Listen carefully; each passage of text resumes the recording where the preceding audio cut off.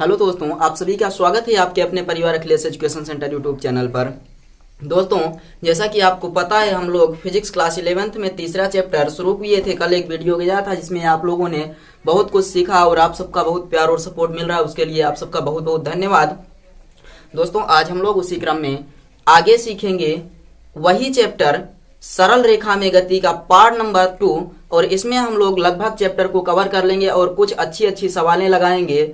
तो आप सब लोग सेशन में शुरू से लेकर अंत तक जुड़िएगा और सेशन को लाइक और शेयर करिएगा।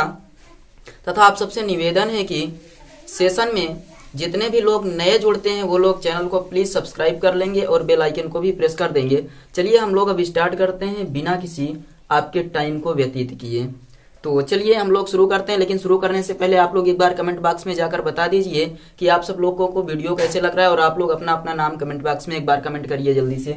चलिए अब हम लोग शुरू करते हैं। सरल रेखा में गति हम लोग भौतिक विज्ञान कक्षा 11 पढ़ रहे थे, और इसमें जो हम लोग पढ़े थे वो कल गति के समीकरणों का निगमन हम लोगों ने कर लिया था भौतिक की भाषा में। अब आज हम लोगों को कलन विधि द्वारा गति के समीकरणों का निगमन करना है। तो हम आज गति के समीकरणों का निगमन करेंगे, और किस विधि द्वारा?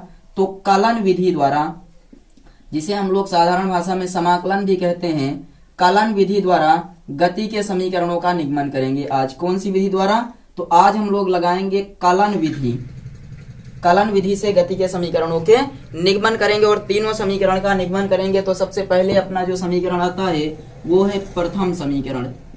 प्रथम समीकरण, प्रथम समीकरण का निगमन आपको कल एक बताया गया था कि जो सूक्ष्म समयांतराल में चली गई दूरी होती है उसको हम लोग dv लिखते हैं, और जो वेग होता है उसको ds लिखते हैं। ये सब आपको बताए थे कि ds दूरी होती है, dv वेग होता है, ये सब बताए थे। तो प्रथम समीकरण में जब हम लोग मान लेंगे कि माना किसी वस्तु का जो t सेकंड में या फिर t बराबर 0 पर वेग u था तथा t पर वेग बढ़कर v हो जाता है, तो आप क्या बताएंगे? माना एक पिंड का t बराबर 0 पर प्रारंभिक वेग, माना एक पिंड का t बराबर 0 समय पर प्रारंभिक वेग u तथा t सेकंड बाद वेग बढ़कर v हो जाता है। t सेकंड बाद वेग बढ़कर v हो जाता है। आप क्या बताएंगे कि माना किसी पिंड का प्रारंभिक वेग कितना? t बराबर 0 समय पर प्रारंभिक वेग u तथा t सेकंड बाद वेग बढ़कर v हो जाता है। तो त्वरण कितना हो जाएगा? तो त्वरण को हम लोग किससे लिखते हैं? a बराबर dv बाई dt आप लिख देंगे। क्या हो जाएगा? a बराबर dv बाई dt। इसका गुणा इधर कर दीजिए, a dv बराबर या a dt बराबर आपका हो जाएगा dv। a dt बराबर dv हो जाएगा। ये आपके समझ में आया या नहीं? इसको हम लोग ऐसे कर सकते हैं, उल्टा लिख सकते हैं, dv बराबर a dt, dv बराबर a dt। अब समाकलन कर देंगे इसका। समाकलन करने पर, जब हम लोग समाकलन करेंगे तो आप लिखेंगे समाकलन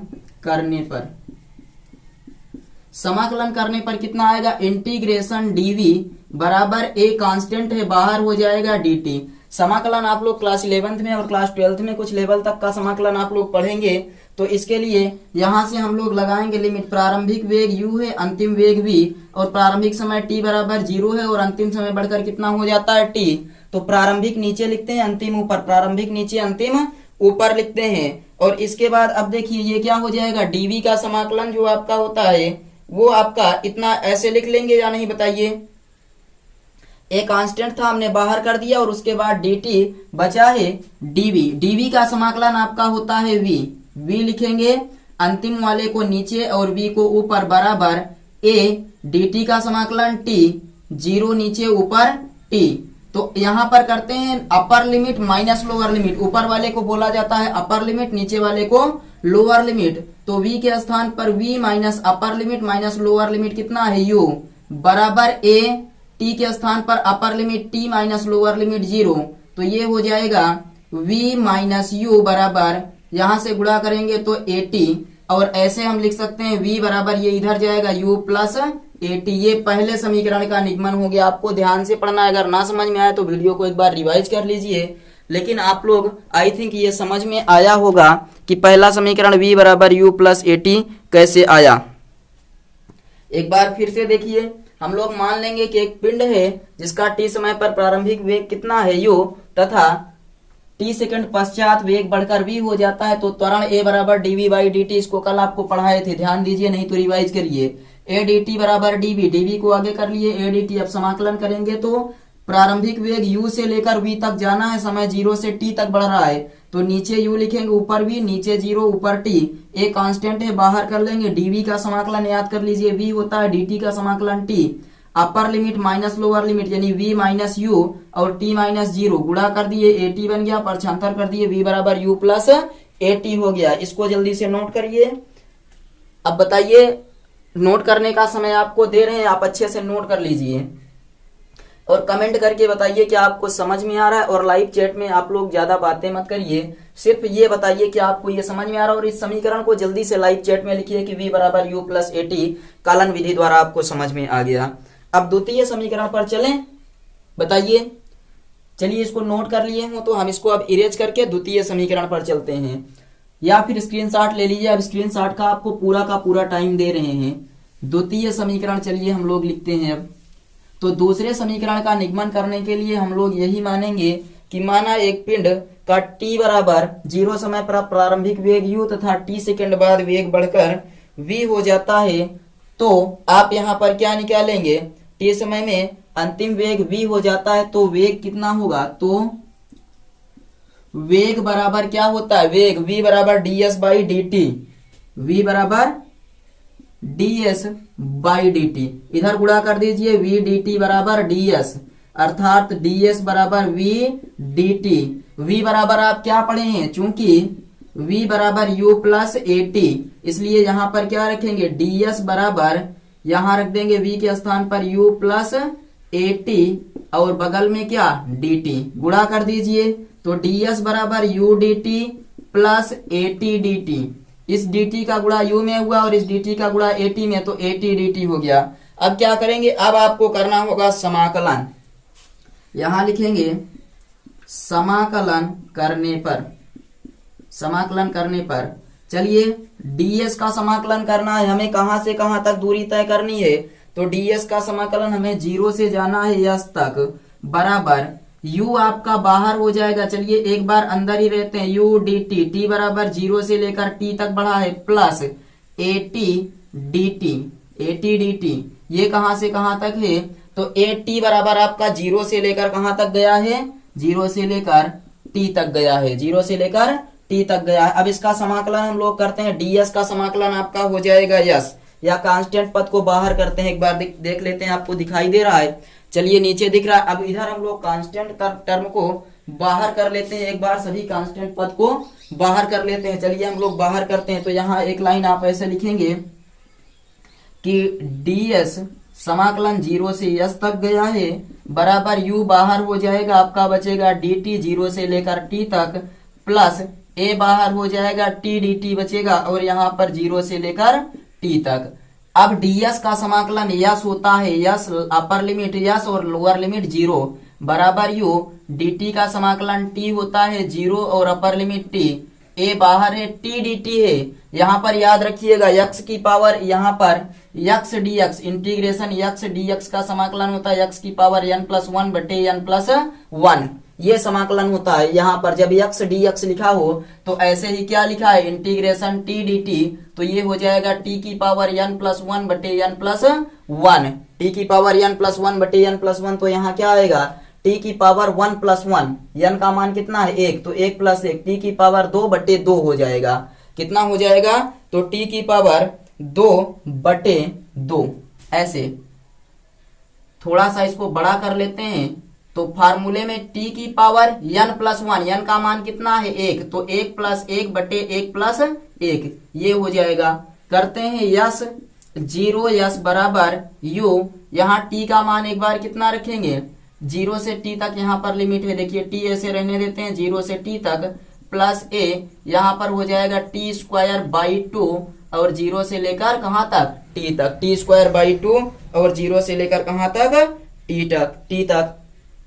तो आपकी ये समझ में आया या नहीं, हमें जल्दी से बताइए, आपके समझ में आ गया या नहीं। तो अब चलिए हम लोग मान यहां पर रखते हैं। इस वाले को upper limit minus lower limit करेंगे तो यस माइनस 0 हो जाएगा बराबर u upper limit t minus 0 lower limit plus a बटे 2 बाहर कर लीजिए, आपके पास बचेगा टी स्क्वायर। तो टी का मान कितना है, टी स्क्वायर, टी का मान टी माइनस 0 का स्क्वायर। तो यहाँ यस बचेगा और यहाँ हो जाएगा U T plus A by 2 और ये कितना टी स्क्वायर। तो इसे लिख सकते हैं यस बराबर U T plus 1/2 A T square. बताइए ये समझ में आया। द्वितीय समीकरण का निगमन आपके समझ में आ गया या नहीं। कलन विधि द्वारा हम लोग निगमन कर रहे हैं, जल्दी से आप लोग इसका स्क्रीनशॉट लीजिए, उसके बाद फिर हम लोग आगे बढ़ते हैं। जल्दी से स्क्रीनशॉट ले लीजिए। तृतीय समीकरण होता है उसका हम लोग निगमन कर लेते हैं कलन विधि द्वारा। इसमें आपको ये लिखना होगा कि हम जानते हैं कि v बराबर ds बाई डी टी होता है, ये आप सबको पता है, हम लिखाए हैं। तो आप लिखेंगे कि हम जानते हैं कि v बराबर ds by D T, v बराबर ds बाई डी टी होता है। और हम लोग इसको अगर थोड़ा सा मॉडिफाई करके लिखें तो इस प्रकार से लिख सकते हैं कि v बराबर ds बाई, या इसको ऐसे कर सकते हैं dv बाई dt गुणे dt बाई dv या ds बाई dt, ये कर सकते हैं। क्योंकि देखिए dv से dv आपका कैंसल, dt बटे ds बचा हुआ है। इसको ऐसे लिख सकते हैं कि dv by dt into ds by dv लिख सकते हैं। और dv बाई dt बराबर a होता है, ये आप पढ़े हैं, ये dv बाई dt क्या होता है a गुणे ds बाई dt dv। इस dv को इधर भेजिए तो आपका हो जाएगा v dv बराबर a ds, v dv बराबर a ds। अब क्या करेंगे हम लोग यहाँ पर इनका समाकलन कर देंगे। इतना आपके समझ में आ गया या नहीं। तो आप यहाँ पर लिखेंगे समाकलन करने पर, समाकलन करने पर, और समाकलन करेंगे तो v dv बराबर a ds, v dv बराबर a ds। अब इनकी अगर हमें लिमिट देखना हो तो लिमिट में v कहां से कहां तक जा रहा है, तो आप बताएंगे प्रारंभिक वेग u से लेकर v तक बढ़ रहा है। और जो आपका त्वरण है या यहाँ पर यस है वो 0 से लेकर यस तक जा रहा है, यानी कि t सेकंड में चली गई दूरी यस, प्रारंभिक दूरी 0, t सेकंड में चली गई दूरी यस। अब क्या करेंगे, इनका समाकलन करेंगे। तो कल आपको बताया गया था x dx का समाकलन क्या होता है, x dx का समाकलन होता है x की पावर 2/2। तो ऐसे यहाँ पर v dv की समाकलन हो जाएगा v की पावर 2/2। और लिमिट लिखेंगे आप लोअर लिमिट अपर लिमिट। यहाँ पर देखिए a ds है, a बाहर ds का समाकलन यस, ds का समाकलन यस 0 से लेकर यस तक। यहाँ पर 2 कॉमन ले लीजिए, आपका 1/2 कॉमन हो जाएगा, क्या बचेगा v स्क्वायर। तो v के स्थान पर v रखना है, हमने v स्क्वायर रख दिया, माइनस v के स्थान पर u रखना है तो u स्क्वायर बराबर a, यहाँ पर क्या रखेंगे एक बार यस माइनस 0। तो अब क्या करते हैं 1/2 नीचे दिख रहा है आपको, v square minus u square बराबर a यस हो जाएगा। 1-2 को इधर भेज देते हैं तो आपका बनेगा v square minus u square बराबर 2as, और इसको इधर भेजेंगे तो v स्क्वायर बराबर u स्क्वायर प्लस 2as।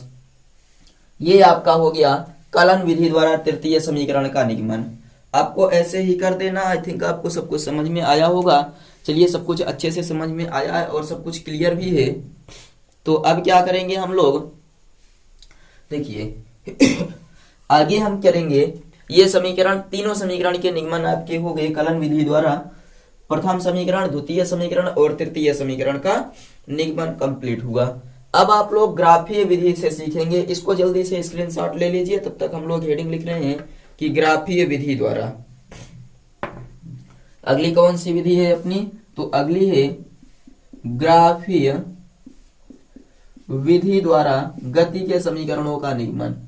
तो ग्राफीय विधि द्वारा, पहली ग्राफीय विधि में हम लोग कौन सा निगमन करेंगे? तो पहले निगमन करेंगे प्रथम समीकरण का।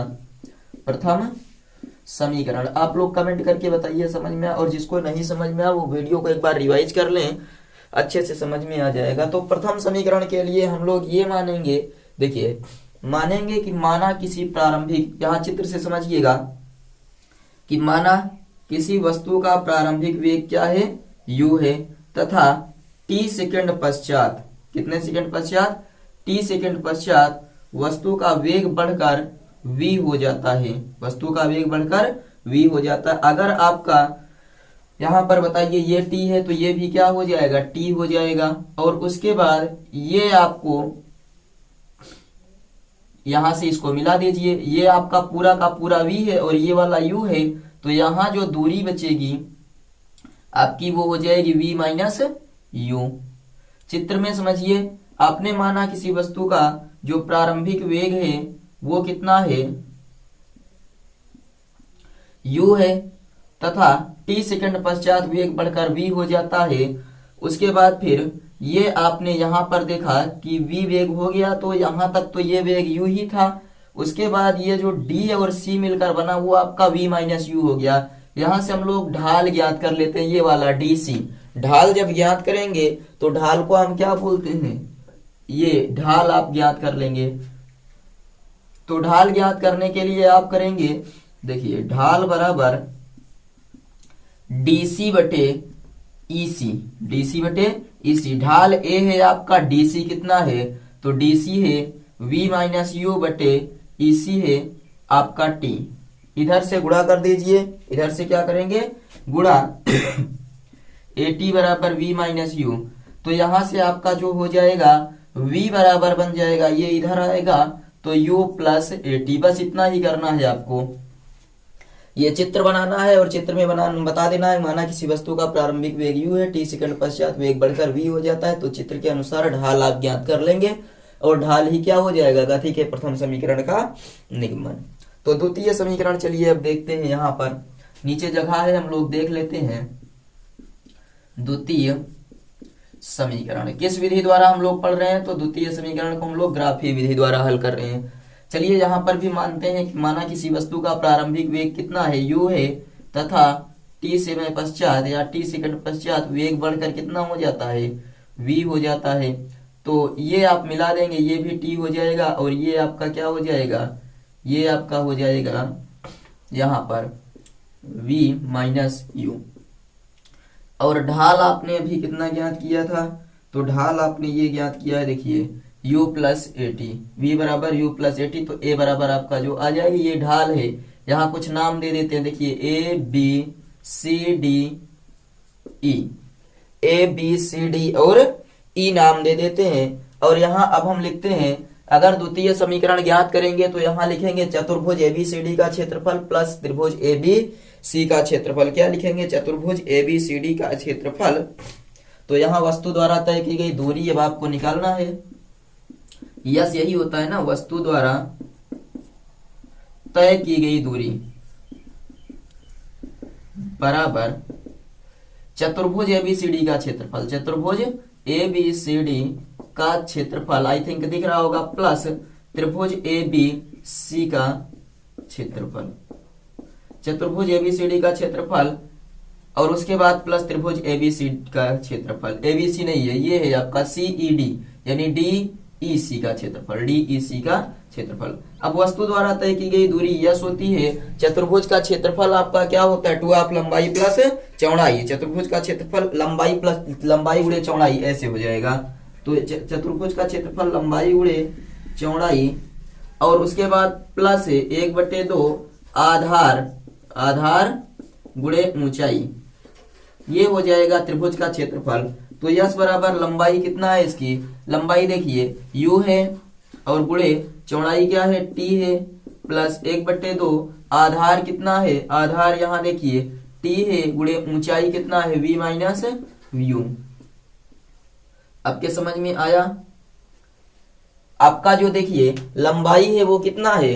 u है और t कितना है? आपका चौड़ाई t है 1/2 और आधार देखिए त्रिभुज का आधार t है और त्रिभुज की ऊंचाई कितना है? त्रिभुज की ऊंचाई v माइनस यू है। अब v बराबर आप ये जानते हैं क्या होता है, u प्लस एटी रखने पर v के स्थान पर u प्लस एटी रखेंगे तो यस बराबर आपका हो गया ut प्लस 1/2।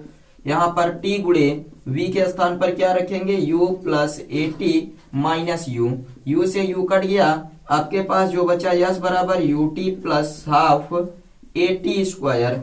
ये द्वितीय समीकरण का निगमन हो गया। सबसे पहले चतुर्भुज एबीसीडी का क्षेत्रफल प्लस त्रिभुज डीईसी का क्षेत्रफल, और उसके बाद लंबाई गुणे चौड़ाई प्लस 1/2 आधार गुणे ऊंचाई। आई थिंक आपको सब कुछ दिख रहा होगा। और ये द्वितीय समीकरण का आपका निगमन हो गया ग्राफीय विधि द्वारा। अब चलिए तृतीय समीकरण पर हम लोग देख लेते हैं तृतीय समीकरण का निगमन ग्राफीय विधि द्वारा किस प्रकार से करेंगे। तो आप लोग तृतीय समीकरण के लिए यहाँ पर कोई चित्र नहीं बनाएंगे, वैसे डायरेक्ट हम बताएंगे कि जब हम तृतीय समीकरण लिखते हैं, यहाँ पर लिखा है तृतीय समीकरण का जब निगमन करते हैं तो डायरेक्ट बताएंगे समीकरण एक से वही चित्र बनेगा आपका। जानते हैं क्या होता है, v बराबर u प्लस एटी, दोनों पक्षों का वर्ग करने पर, दोनों पक्षों का वर्ग करने पर, और जब वर्ग कर देंगे तो ये हो जाएगा v स्क्वायर बराबर u प्लस एटी का होल स्क्वायर, v स्क्वायर बराबर u square plus a square T square plus 2u80। अब आप यहाँ पर बताइए कि यहाँ हम लोग कुछ कॉमन ले सकते हैं क्या। आपका देखिए v a प्लस बी का होल स्क्वायर बना a square plus B square plus 2ab, a square plus B square plus 2ab। अब यहाँ से आप लोग देखिए v स्क्वायर बराबर हो जाएगा u स्क्वायर प्लस यहाँ पर कॉमन लेते हैं 2 और उसके बाद a, 2a कॉमन लेंगे तो यहाँ क्या बचेगा, 2a कॉमन ले लिए तो आपके पास जो बच गया 80 प्लस यहाँ पर a स्क्वायर टी स्क्वायर है तो 1/2, अगर 2 नहीं था तो 1/2, एक a ले लिए, टी स्क्वायर पूरा का पूरा बचा है। और उसके बाद यहाँ पर देखिए यहाँ आपने क्या कॉमन लिया था, देखिए आपने कॉमन लिया था 2 और साथ ही साथ में a, 2a कॉमन लिए तो आपके पास यहाँ बचा ut plus half eighty square, v square बराबर u स्क्वायर प्लस 2a और ut plus half eighty square बराबर क्या होता है, यस। ये आपका हो गया तृतीय समीकरण का भी निगमन।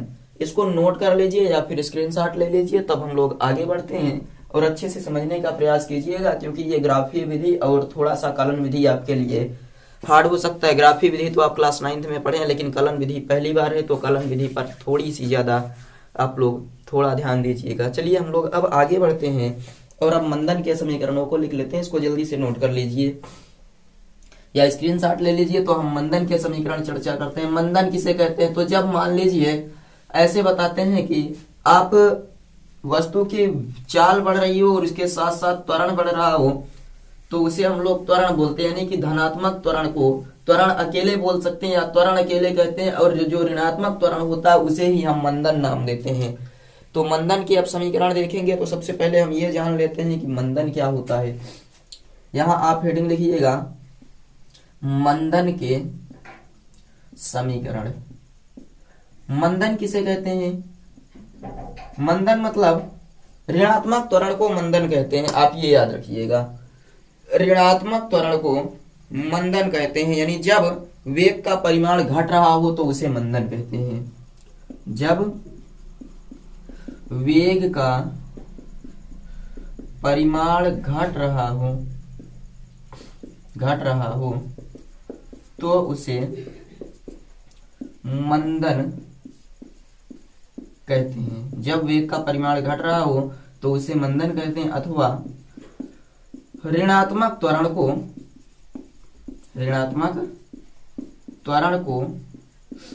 मंदन कहते हैं। ऋणात्मक त्वरण को मंदन कहते हैं, अथवा जब वेग का परिमाण घट रहा हो तो उसे मंदन कहते हैं। ये आपके समझ में आया या नहीं। तो मंदन के समीकरण जो होते हैं वहां पर देखिए आप मंदन के समीकरण लिखेंगे v बराबर u माइनस एटी, यस बराबर ut minus half eighty square और v स्क्वायर बराबर u स्क्वायर माइनस 2as। ये तीनों आपके मंदन के समीकरण हैं, यानी कि जहां जहां पर आपका प्लस लगा था पहले वही क्या हो गया माइनस, तो ये आपका हो जाएगा मंदन के समीकरण। और दूसरा गुरुत्वाधीन गति में चर्चा कर लेते हैं कि गुरुत्वाधीन गति में, यानी कि जब कोई गति गुरुत्व के अधीन हो रही हो, यानी आप दो स्थितियां हो सकती हैं यहाँ पर। पहले नीचे की ओर पिंड आ रहा हो, जो वस्तु है वो क्या है, नीचे की ओर आ रही हो। तो नीचे की ओर जब आएगी तो बताइए गुरुत्वीय त्वरण किधर कार्य करता है, गुरुत्वीय त्वरण ऊपर की ओर कार्य करता है या नीचे की ओर, जल्दी से कमेंट करके बताइए। तो वस्तु जब नीचे की ओर आ रही हो तो गुरुत्वीय त्वरण भी नीचे की ओर कार्य करता है। तो नीचे की ओर कार्य करेगा, दोनों क्या होंगे, जुड़ जाएंगे।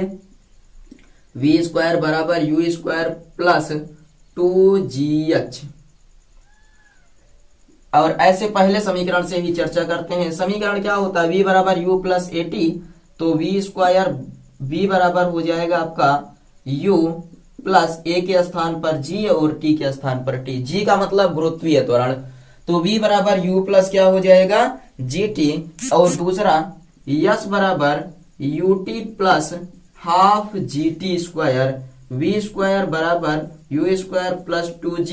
h का मतलब यहाँ ऊंचाई से है, जहां वहां पर यस होता था दूरी, वही t सेकंड में जो ऊंचाई तय की जाएगी वही हो जाएगा। तो ये गुरुत्वाधीन गति जब पिंड नीचे की ओर आ रहा हो। और अगला चर्चा कर लेते हैं गुरुत्वाधीन गति जब पिंड ऊपर की ओर जा रहा हो, जब पिंड ऊपर की ओर जा रहा हो। और नीचे दिख रहा होगा आपको, चलिए जगह है देख लेते हैं कि जब पिंड आपका ऊपर की ओर जाएगा तो बताइए जी क्या होगा, दोनों विपरीत होंगे, पिंड ऊपर की ओर भार बल और पिंड का गुरुत्वीय त्वरण नीचे की ओर। तो यहाँ जो पहला समीकरण प्राप्त होगा v बराबर u माइनस gt हो जाएगा, s बराबर ut माइनस हाफ gt² हो जाएगा, और तीसरा v² बराबर u² माइनस 2gh हो जाएगा। ये तीन समीकरण आपके हो गए। गुरुत्वाधीन गति ऊपर की ओर हो तो u बराबर v बराबर u minus G T, S बराबर ut minus half gt², v² बराबर u² माइनस 2gh। और जब नीचे की ओर हो तो v बराबर u plus G T, S बराबर ut प्लस हाफ gt² और v² बराबर u² प्लस 2gh। और ऋणात्मक त्वरण जब हो तो आप v बराबर u माइनस at, एस बराबर ut माइनस हाफ at² और v² बराबर u² माइनस 2as।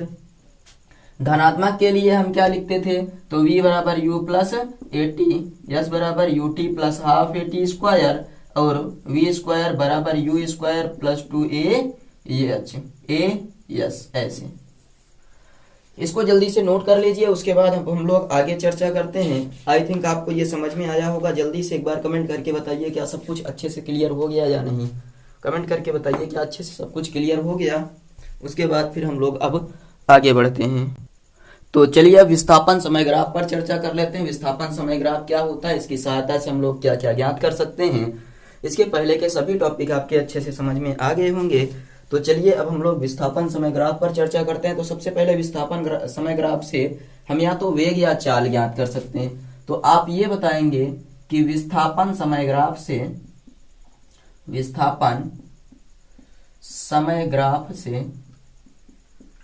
वेग या चाल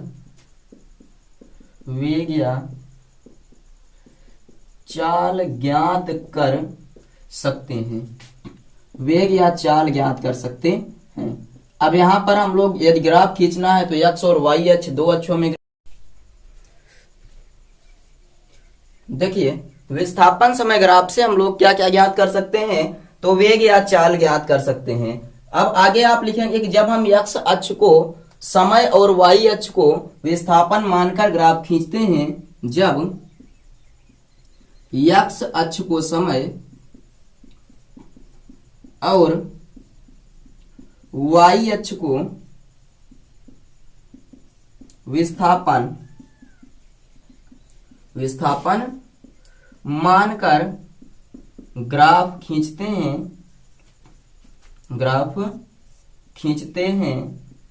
तो उसे समय विस्थापन ग्राफ कहते हैं। समय विस्थापन ग्राफ कहते हैं। x अक्ष को क्या मानेंगे, समय, और y अक्ष को विस्थापन मानकर ग्राफ खींचते हैं तो उसे समय विस्थापन ग्राफ कहते हैं। अब इनकी स्थितियां चर्चा कर लेते हैं। सबसे पहले देखिए, ये आपका हो गया एक्स अक्ष और वाई अक्ष। अच्छे से ऐसे बनाएंगे, एक्स अक्ष और वाई अक्ष। तो कौन सा एक्स अक्ष है?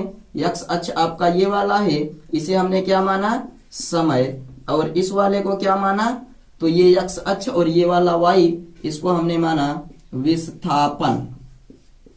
समय और विस्थापन। ये 0, 10 second, 20 second, 30 second, 40 second, 50 second. और ये 10 मीटर, 20 मीटर, 30 मीटर, 40 और 50 मीटर। अब मान लीजिए कि जो हमें यहाँ पर ग्राफ की स्थिति है वो कुछ इस प्रकार से है, यानी कि ग्राफ क्या है? एक्स अक्ष के समांतर। ग्राफ क्या है? एक्स अक्ष के समांतर। तो वस्तु कैसी होगी? विरामावस्था में। विरामावस्था में क्यों? क्योंकि देखिए, समय के साथ स्थिति में कोई परिवर्तन नहीं हो रहा, वस्तु 40 पर रुकी हुई है। अगर समय के साथ वस्तु की स्थिति में परिवर्तन ना हो तो उसे हम विरामावस्था में कहते हैं। तो यहां आप बताएंगे, यदि ग्राफ एक्स अक्ष के समांतर हो तो वस्तु विरामावस्था में होती है। विरामावस्था में होती है।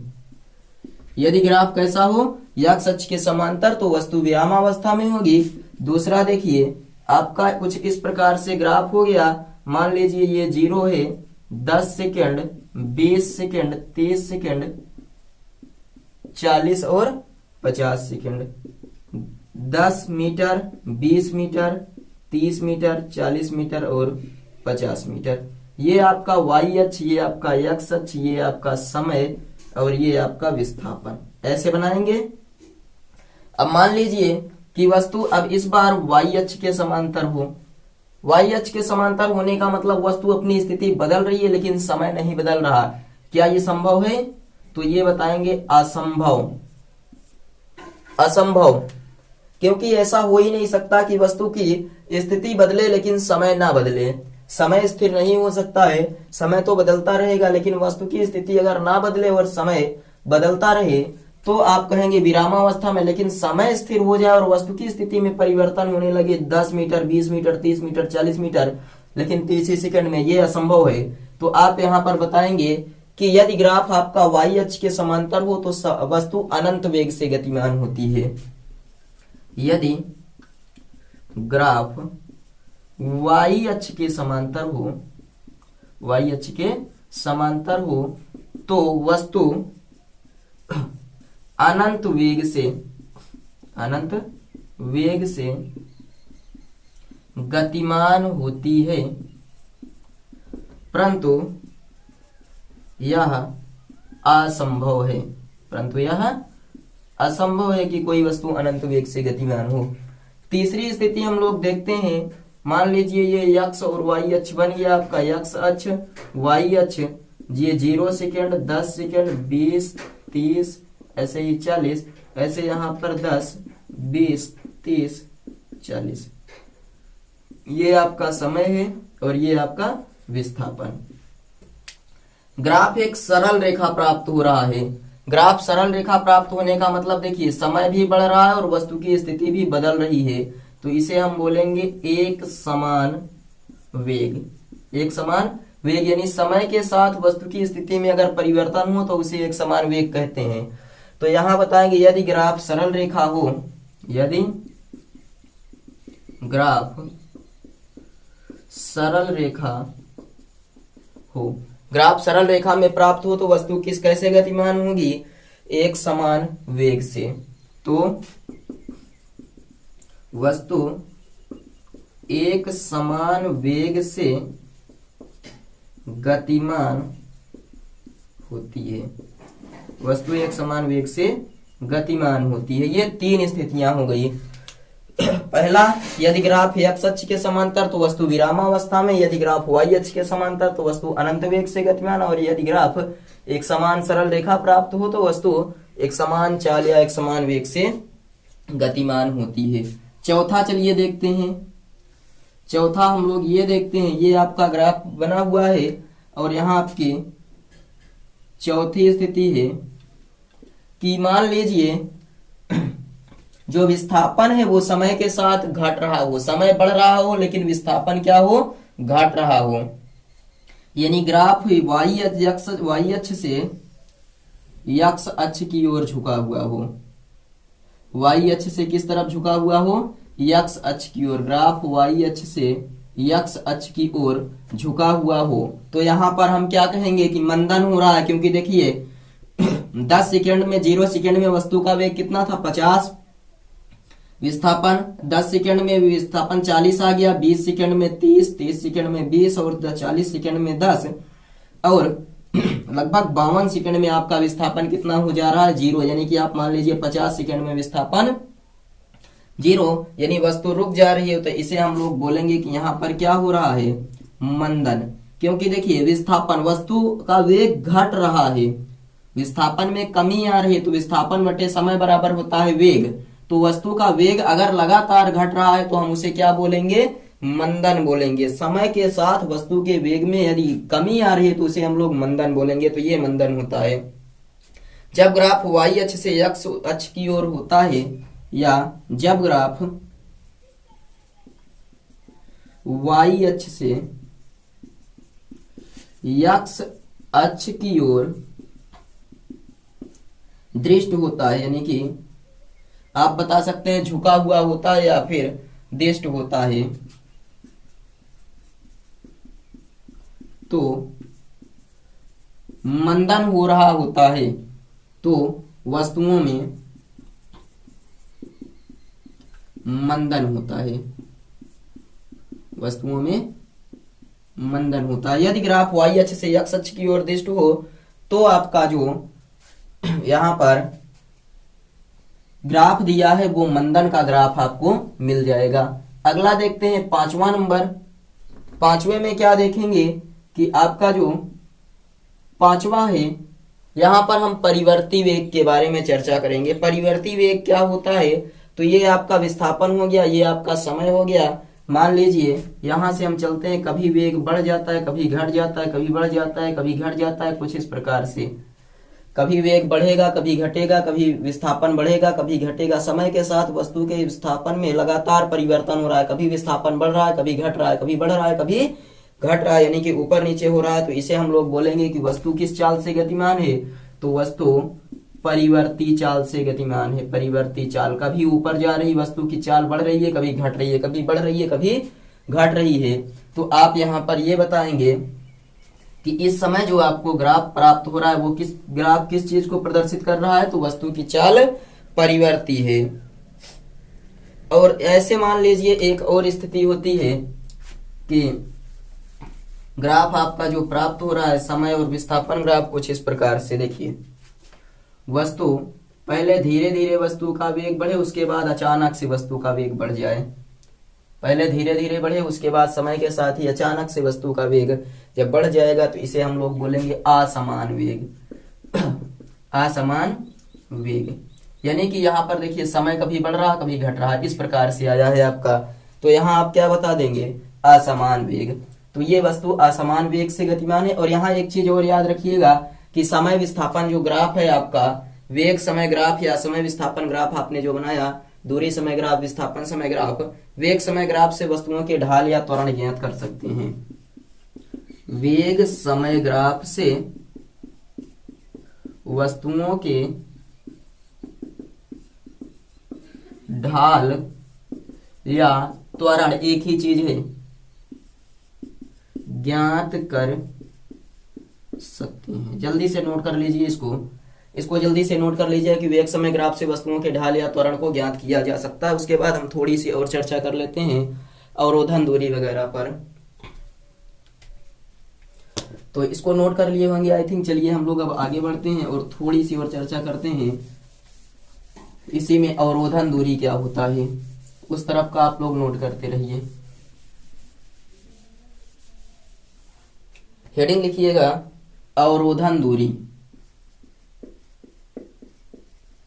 अवरोधन दूरी, मान लीजिए आपने किसी कार में ब्रेक लगाया और ब्रेक लगाने के पश्चात कार जितनी दूरी पर जाकर रुकती है उसी दूरी को अवरोधन दूरी कहते हैं। तो बताएंगे ब्रेक लगाने के बाद पिंड रुकने से पहले जितनी दूरी तय करता है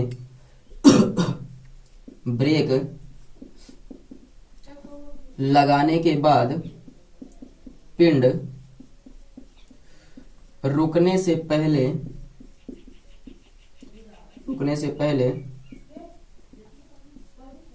जितनी दूरी तय करता है उसे अवरोधन दूरी कहते हैं। अवरोधन दूरी कहते हैं। आप बताएंगे कि पिंड में ब्रेक लगाएंगे और पिंड रुकने से पहले जितनी दूरी तय करेगा उसे हम लोग बोलेंगे अवरोधन दूरी। सूत्र होता है v स्क्वायर बराबर यू स्क्वायर प्लस 2as।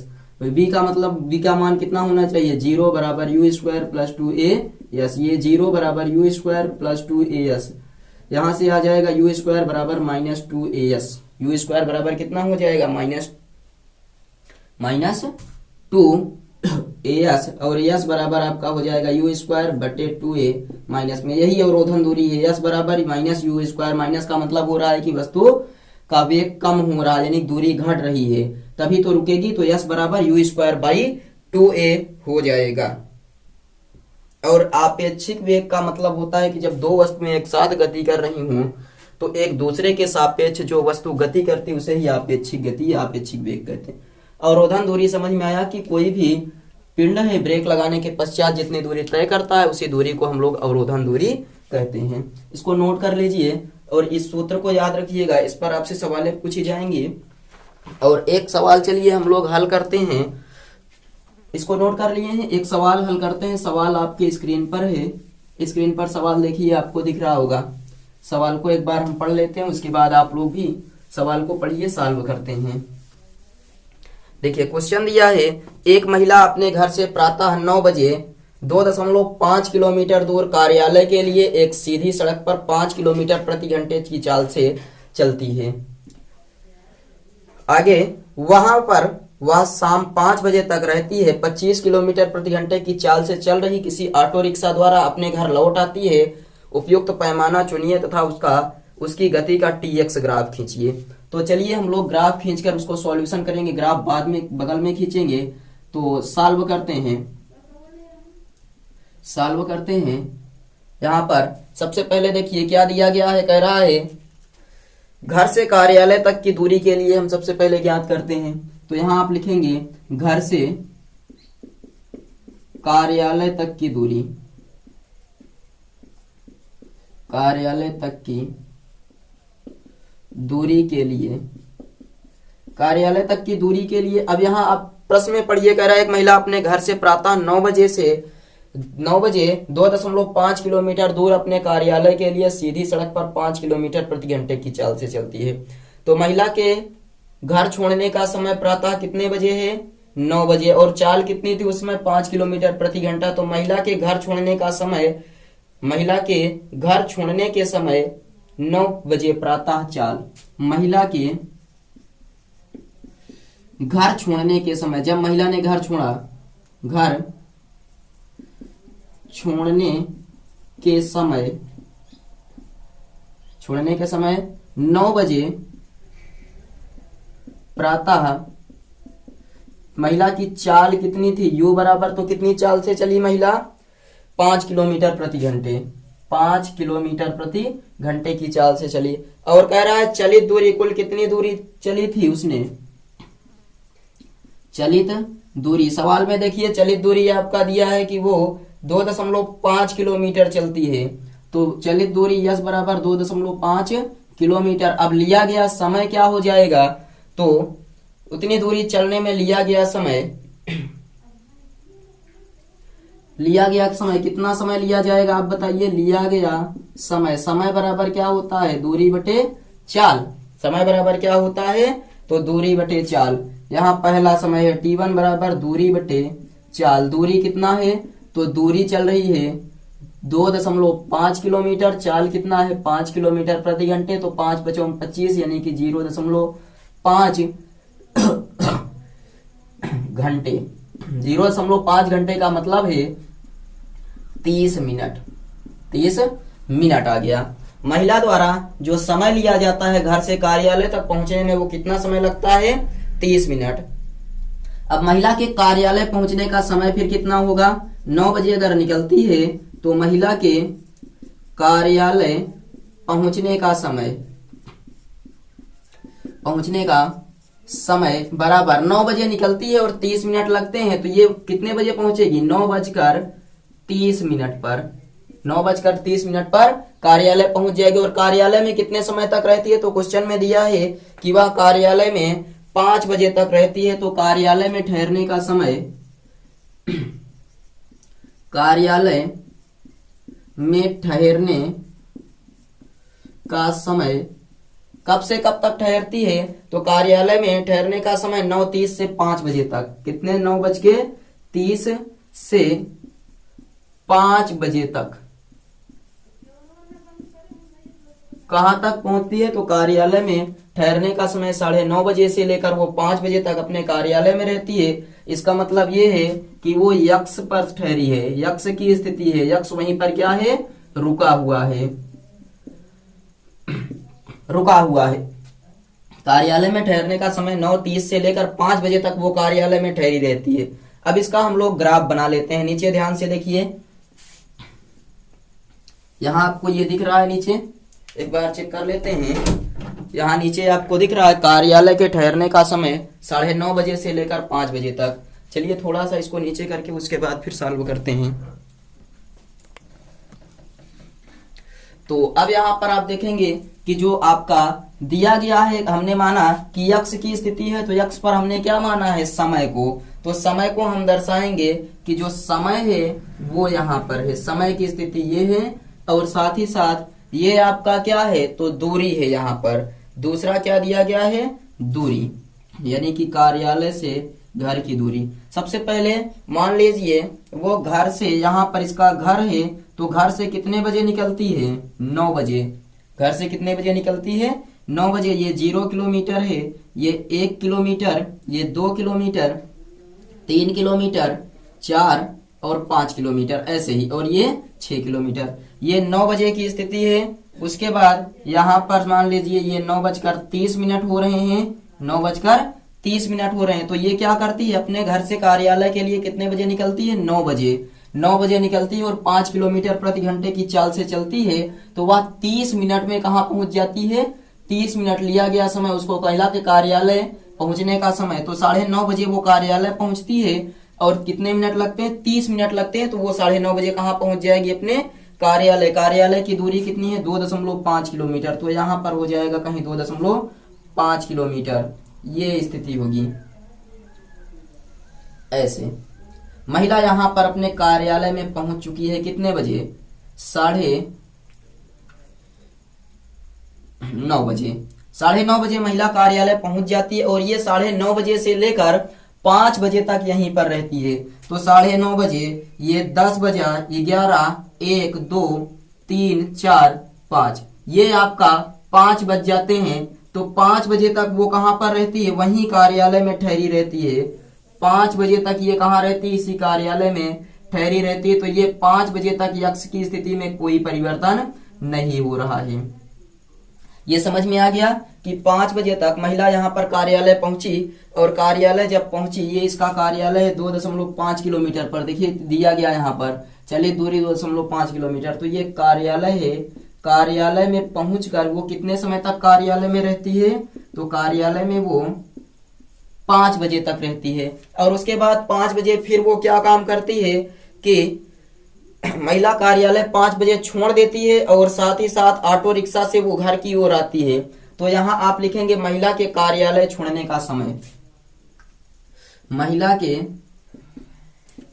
कार्यालय छोड़ने का समय। कार्यालय कितने बजे छोड़ती है? तो कार्यालय छोड़ने का समय जो आपका है वो कितने बजे कार्यालय छोड़ रही है? 5 बजे। 5 बजे। और किस चीज से घर आती है? तो कार्यालय 5 बजे छोड़ देती है, यानी 5 बजे तक रहती है, और 25 किलोमीटर प्रति घंटे की चाल से चल रही ऑटो रिक्शा से। और ऑटो रिक्शा की चाल कितनी है? तो ऑटो रिक्शा की चाल है यो बराबर 25 किलोमीटर प्रति घंटे। 25 किलोमीटर प्रति घंटे वो 5 बजे छोड़ती है। तो उसके बाद फिर कह रहा है कि वह ऑटो रिक्शा से अपने घर लौट आती है। तो चली गई दूरी, इस बार भी दूरी कितनी चलेगी वो, तो यहाँ पर जो चली गई दूरी होगी वो उसकी दूरी 2.5 किलोमीटर ही चलेगी, 2.5 किलोमीटर। और यहाँ पर हम अब निकाल लेंगे कि कार्यालय से घर पहुंचने में कितना समय लगा। तो घर पहुंचने में लगा समय बराबर दूरी बटे चाल। दूरी कितनी है, तो दूरी है 2.5 किलोमीटर और चाल कितनी है 25 किलोमीटर। इसको हल करेंगे तो 0.1 आ जाएगा। 0.1 कितना, 0.1 आ जाएगा। और ये घंटे में है तो गुणे 60 कर देंगे तो ये आपका बन जाएगा मिनट। तो ये आप कुल मिलाकर 6 मिनट में वो घर पहुंच आएगी। तो 5 बजे से वो जब घर पहुंचेगी तो कितने समय पर पहुंचेगी, 5:06 पर। 5:06 पर महिला कहां पहुंचाएगी, अपने घर। देखिए स्थिति 0 उसकी किसकी स्थिति है, घर की स्थिति। और वो 0 5 बजे वो कहां पर पहुंचाएगी, 5:06 पर शाम को अपने घर पहुंचाएगी। महिला के घर पहुंचने का समय, अतः महिला के घर पहुंचने का समय, घर पहुंचने का समय यस बराबर या टी बराबर 5:06। 5:06 पर वो घर पहुंचाएगी और यही उसका ग्राफ है। आप बताएंगे महिला की गति का टीएक्स ग्राफ प्रदर्शित है। महिला की गति का टीएक्स ग्राफ प्रदर्शित है। महिला की गति का टीएक्स ग्राफ प्रदर्शित है। इसको नोट कर लीजिए और आई थिंक आपको सब कुछ अच्छे से क्लियर हुआ होगा कि महिला ने 9 बजे घर को छोड़ा और कार्यालय वो कितने किलोमीटर प्रति घंटे, तो 5 चलित दूरी 2.5 किलोमीटर चलकर 5 किलोमीटर प्रति घंटे की गति से 9:30 बजे कार्यालय पहुंच जाती है। और 9:30 बजे से 5 बजे तक वो कार्यालय, और यहाँ से फिर 25 किलोमीटर चाल से चल रहा एक ऑटो रिक्शा से वो घर के लिए निकलती है। और उसके बाद फिर वो 2.5 किलोमीटर वही दूरी चलेगी तो कितना समय लगेगा, 6 मिनट के समय में वो अपने घर पहुंच आएगी। और इसी ग्राफ को हमें दर्शा देना है। आप लोग स्क्रीनशॉट ले लीजिए। उसके बाद एक और सवाल पर चर्चा कर लेते हैं, तो फिर हम लोग अब आगे बढ़ते हैं, अगली सवाल अपनी देखते हैं। इसको जल्दी से नोट कर लीजिए और हम अब आगे बढ़ रहे हैं अगले क्वेश्चन की ओर। चलिए अगला क्वेश्चन देखिए। अगले क्वेश्चन में कह रहा है कोई शराबी किसी तंग गली में 5 कदम आगे बढ़ता है। कोई शराबी किसी तंग गली में 5 कदम आगे बढ़ता है और 3 कदम पीछे आता है। उसके बाद फिर से वह 5 कदम आगे बढ़ता और फिर से 3 कदम पीछे आ जाता है। और इस तरह से वह चलता रहता है, यानी कि 5 कदम आगे गया, 3 कदम पीछे आया, फिर 5 कदम आगे गया, फिर 3 कदम पीछे आया। इस तरह से वह चल रहा है और उसका जो हर कदम है वो 1 मीटर लंबा है। शराबी का एक कदम 1 मीटर लंबा है और एक कदम चलने में उसे 1 सेकंड का समय लगता है। उसकी गति का टीएक्स ग्राफ खींचिए तथा ग्राफ से किसी अन्य विधि से यह ज्ञात कीजिए कि वह जहां से चलना प्रारंभ करता है वहां से 13 मीटर की दूरी पर एक गड्ढा है। वह गड्ढे में कितने समय पश्चात गिर जाएगा। तो सवाल आपको यहाँ पर शो हो जाएगा एक बार। देखिए सबसे पहले कह रहा है कोई शराबी किसी तंग गली में 5 कदम आगे बढ़ता है। तो आप बताएंगे शराबी 5 कदम आगे बढ़ता है, वह 3 कदम पीछे आता है। सॉल्यूशन हल लिखेंगे और यहां पर बताएंगे कि जो शराबी है वो 5 कदम आगे बढ़ता है, 5 कदम आगे बढ़ता है तथा 3 कदम पीछे आता है। 5 कदम पहले आगे गया फिर 3 कदम पीछे आया। इस प्रकार उसने मान लीजिए 5 कदम जाएगा तो 5 सेकंड और उसके बाद 3 कदम पीछे आएगा तो 3 सेकंड फिर से लग गए, तो 8 सेकंड में उसने 5 में से 3 यानी कि 3 कदम पीछे ले लिए तो वो 2 कदम पर पहुंचा है अभी। तो शराबी 5 कदम आगे बढ़ता है तथा 3 कदम पीछे आता है। प्रत्येक कदम 1 लंबा है तो 1 मीटर लंबा है तथा 1 सेकंड का समय लगता है। प्रत्येक कदम 1 मीटर लंबा है, 1 मीटर लंबा है तथा 1 सेकंड का समय लगता है। 1 सेकंड का समय लगता है। ये क्वेश्चन में दिया है कि प्रत्येक कदम 1 मीटर का लंबा है और 1 कदम चलने में उसे कितने समय लगते हैं, 1 सेकंड का समय लगता है। तो शराबी का समय के फलन के रूप में विस्थापन निम्नलिखित होगा। तो शराबी का समय के फलन में विस्थापन निम्नलिखित होगा। विस्थापन निम्नलिखित होगा। कैसा विस्थापन होगा? चलिए हम लोग समय और विस्थापन का एक फलन ग्राफ खींचते हैं। ध्यान से देखिएगा, यहीं से हमें पता चल जाएगा कि वो शराबी कितने समय के बाद गड्ढे में गिरने वाला है। कुछ इस प्रकार से हम लोग एक तालिका बना लेंगे और तालिका में ये देखेंगे कि जो शराबी वो कितने कदम चल रहा है, तो कितने कदम पीछे आ रहा है, फिर कितने कदम आगे बढ़ रहा है, कितने कदम पीछे आ रहा है। तो इसे हम मान लेते हैं कि टी है आपका सेकंड में और यस है आपका विस्थापन है। यस क्या है? विस्थापन। ये आपका हो गया समय विस्थापन। अब देखिए, सबसे पहले जब व्यक्ति 0 पर था, यानी कि व्यक्ति ने जहां से चलना स्टार्ट किया तो उसका विस्थापन भी कितना था? 0। वह व्यक्ति ने 5 सेकंड का समय लिया, यानी कि 5 कदम आगे बढ़ा तो वो कितना गया? तो वो 5 सेकंड लग गए उसको 5 कदम। 5 सेकंड में उसने कितना कदम आगे बढ़ाया? 5 कदम आगे बढ़ाया। पहला क्लियर है कि पहले 0 पर था तो समय भी 0 था। व्यक्ति ने आगे 5 कदम चला तो 5 सेकंड का समय लगा। 5 सेकंड का समय लगा, 5 कदम चला। उसके बाद फिर वो क्या करता है? 5 कदम आगे बढ़ने के बाद 3 कदम पीछे आ जाता है, लेकिन 5 में 3 जुड़ जाएगा, सेकंड तो 8 लगेंगे ना। तो सेकंड कितने लग गए? 8 सेकंड लग गए। लेकिन उसने क्या किया? 3 कदम अपना पीछे ले लिया, तो 8 सेकंड में वो कितने मीटर गया? 2। अब फिर से वो 5 कदम आगे बढ़ेगा तो अब 5 सेकंड समय लगेंगे। 8 5 13, 13 सेकंड का समय लगा तो वो 2 प्लस कितने कदम आगे गया? 5 बराबर कितने हो गए? 7 कदम पर पहुंच गया है इस बार। कितने कदम पर? 7। अब फिर इसने देखिए, पहले 5 कदम आगे बढ़ा, फिर 3 कदम पीछे तो 3 सेकंड लगे, फिर 5 कदम आगे बढ़ा तो 13 पर पहुंचा, फिर 3 कदम पीछे लेंगे तो 13 3 कितना हो जाएगा? 16 सेकंड। और 16 सेकंड में 7 में से 3 कदम पीछे ले लेगा तो उसका कदम कितना हो जाएगा? 4 कदम। अब यहाँ पर देखिए 3, अब फिर से 5 सेकंड आगे जाएगा, यानी कि 5 कदम आगे बढ़ेगा तो 5 सेकंड समय लगेंगे और 4 + 5 इस प्रकार वो कहां पहुंच जाएगा? 9 पर पहुंच जाएगा। दिखाई दे रहा है आपको? तो वो कितने पर पहुंच गया? 9 पर पहुंच गया है। चलिए और आगे अब देखते हैं। तो वो व्यक्ति अब पहुंच चुका है 9 मीटर की दूरी पर। 9 मीटर की दूरी पर अब पहुंच चुका है। अब देखिए वो कितने समय के बाद 13 मीटर की दूरी पर पहुंचेगा। तो इस प्रकार कुल मिलाकर देखिए, यहाँ पर 8 लगा, 8 5 13, 13 3 16 और 16 में फिर 5 कदम आगे जाएगा तो 16 5 कितना हो जाएगा? 21 ये होगा आपका। तो 21 सेकंड में वो कितनी कदम जाएगा? 9 कदम। अब ये फिर 3 कदम पीछे लेगा तो 21 3 सेकंड लगेंगे, 21 3 24। तो 9 में से 3 कदम पीछे ले लेगा तो वो 6 कदम पर पहुंचा है। अभी कितने पर पहुंचा है? 6 पर। अब फिर से वो 5 कदम आगे बढ़ाएगा तो 24 5 हो जाएगा 29 और 6 में फिर 5 वो ऐड होगा तो वो पहुंच जाएगा 11 मीटर। 11 मीटर की दूरी पर पहुंचेगा। 11 मीटर की दूरी पर या नहीं बताइए?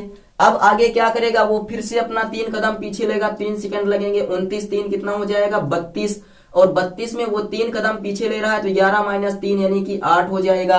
अब फिर से वो 5 कदम आगे बढ़ाएगा तो 32 5 37 और 8 + 5 यानी कि 8 5 13। तो वो 13 मीटर के गड्ढे में या 13 मीटर दूर गड्ढे में कितने सेकंड के पश्चात गिरेगा? 37 सेकंड के पश्चात वो 13 मीटर दूर गड्ढे में गिर जाएगा। ये आपके समझ में आया या नहीं? ग्राफ से सीखते हैं, अच्छे से समझ में आएगा। चलिए देखिए हम लोग ग्राफ बनाते हैं, आप लोग ग्राफ समझिएगा, सब कुछ ठीक ठाक से समझ में आ जाएगा। बस आप लोग ग्राफ पर ध्यान दीजिए। ऐसे ग्राफ बना लेते हैं। नीचे दिख रहा है ग्राफ? चलिए थोड़ा सा इसको नीचे कर लेते हैं और उसके बाद आपको अब ग्राफ क्लियर दिख रहा है। तो चलिए ग्राफ पर हम लोग अब चर्चा करते हैं और ग्राफ में हम लोग कैसे प्रदर्शित करेंगे इसको ध्यान से देखिए। अपना कुछ इस प्रकार से ग्राफ बन गया है। ग्राफ में एक विस्थापन है, एक समय है। तो मान लेते हैं कि जो समय है वो नीचे सेकंड में दिया गया है। ये समय आपका किसमें है? सेकंड में। और विस्थापन आपका किसमें है? तो मीटर में है। विस्थापन किसमें है? तो मीटर में। थोड़ा सा बड़ा लिख लीजिए। विस्थापन किसमें? मीटर में। विस्थापन आपका मीटर में है। तो देखिए पहले व्यक्ति कहां पर था? 0 पर था। समय कैसे कैसे बढ़ रहा है देखिए, 5, 8, 13, 16, 21, 24 ऐसे ऐसे करके। तो हम लोग दो दो का एक एक का अंतर देते हैं। ये 1, 2, 3, 4, 5, 6, 7, 8, 9, 10, 11, 12, 13, 14, 15, 16, 17, 18, 19, 20, 21, 21, 22, 23, 24, 25, 26, 27, 28, 29, 30, 31, 32, 33, 34, 35, 36, 37। नीचे 37 वाला पॉइंट सबसे लास्ट में है, आपको दिख रहा है या नहीं? चलिए सबसे लास्ट वाला पॉइंट आपका 37 है। और समय ऐसे ले लेते हैं कि ये 1, 2, 3, 4, 5, 6, 7, 8, 9, 10, 11, 12, 13। अब यहां पर देखिए, जब समय 0 बीता तो व्यक्ति 0 पर था। समय कितना बीत रहा है? 0, तो व्यक्ति 0 पर है। अब समय बीतेगा 5 सेकंड, तो 5 सेकंड कहां पर है? ये आपका 5 सेकंड है। 5 सेकंड बीतेगा तो व्यक्ति कहां पहुंचेगा? व्यक्ति पहुंच जाएगा 5 पर। यानी कि 5 सेकंड में व्यक्ति कहां पर पहुंच गया? 5 मीटर इस स्थान पर। 5 सेकंड में व्यक्ति यहां पर पहुंच चुका है। ये बिंदु है व्यक्ति का।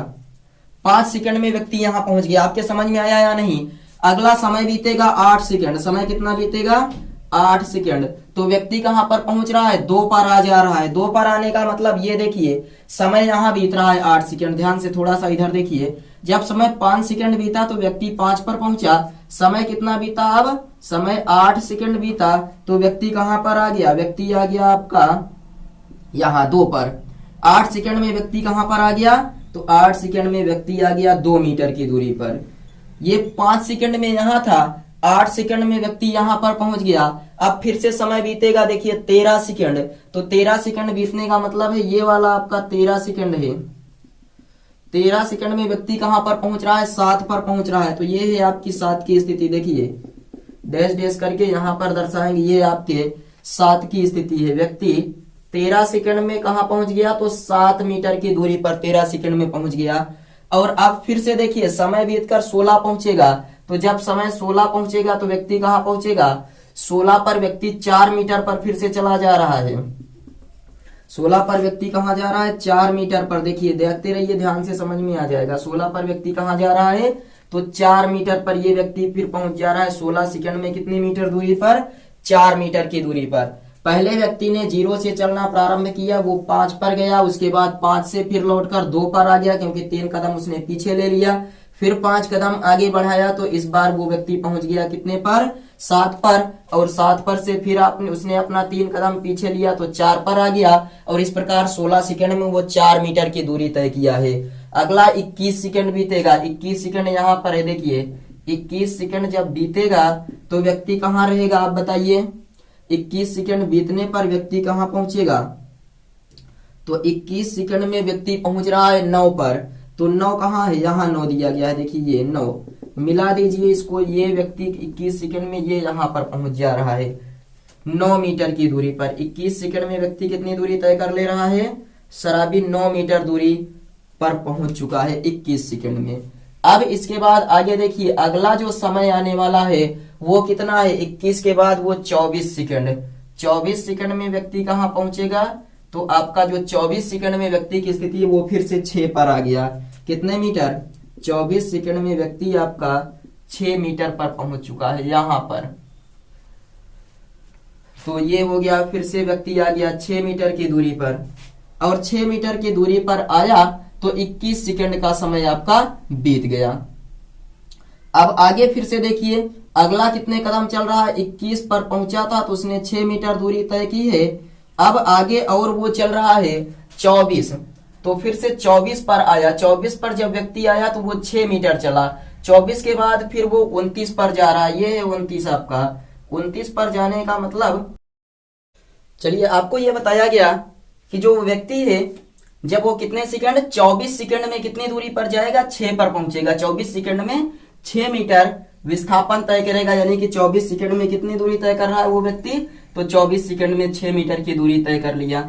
और उसके बाद अब देखिए जब वो अगला कदम आगे बढ़ाएगा तो देखिए 24 से 5 कदम आगे जा रहा है, तो 5 सेकंड बीत रहे हैं। देखिए 5 सेकंड यानी 24 5 29, 29 पर वह 11 पर पहुंच रहा है, तो 11 ये है। देखिए 11 की स्थिति ऐसे आप करके दर्शा देंगे यहां पर, तो वो व्यक्ति कहां पहुंच जाएगा आपका, जब 29 सेकंड बीतेगा तो वो व्यक्ति यहां पर पहुंच जाएगा। यानी कि 29 सेकंड में व्यक्ति ने कितनी दूरी तय कर ली है, 11 मीटर की दूरी तय कर लिया। अब इसके बाद हम लोग आगे देखते हैं अगला कदम उसका कितना मीटर का होगा या कितना कदम आगे बढ़ाएगा। तो इस बार वो 29 मीटर 29 सेकंड में चल चुका है, कितने मीटर 11, तो इस बार वो 3 कदम पीछे आएगा। 3 सेकंड लगेंगे समय, तो 29 30 और ये 31 32। देखिए 29 पर था 30 31 32, इस बार वो कहां पहुंचेगा 32 पर, और 32 पर पहुंचेगा तो कितनी दूरी तय करेगा 8 मीटर।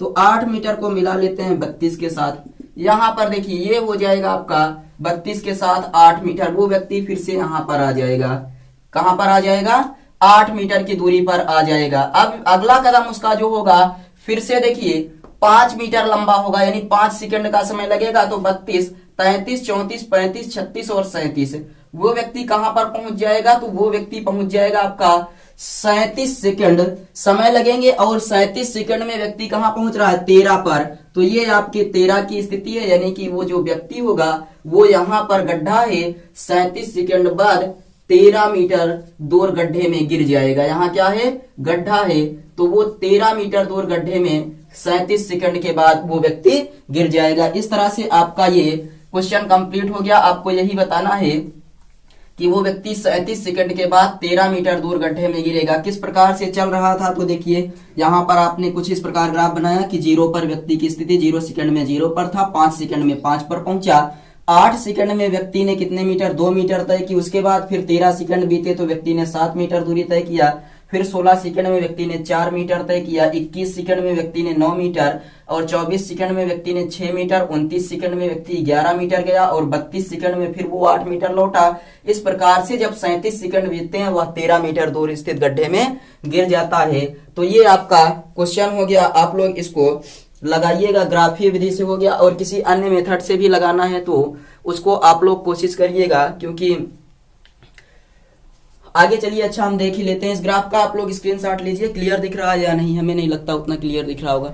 चलिए ठीक है, इसका स्क्रीनशॉट लीजिए। तो उसके बाद हम लोग अब इसमें एक और विधि कहा था कि वैकल्पिक विधि। चलिए वैकल्पिक विधि से आप लोग सॉल्व करिएगा। तब तक आप सबका ये सेशन अब एंड करते हैं। ये चैप्टर भी कंप्लीट हो गया, और आपको नोट्स वगैरह प्रोवाइड कर देंगे। और चैनल पर अगर अभी तक आप लोग जुड़े हैं और वीडियो अच्छा लग रहा है तो लाइक और शेयर कर दीजिए, तथा चैनल को सब्सक्राइब कर लीजिए, और एक कमेंट बॉक्स में जाकर एक अच्छा सा कमेंट करिए कि वीडियो कैसे लग रहा है। चलिए मिलते हैं अगले वीडियो में, तब तक के लिए बाय बाय।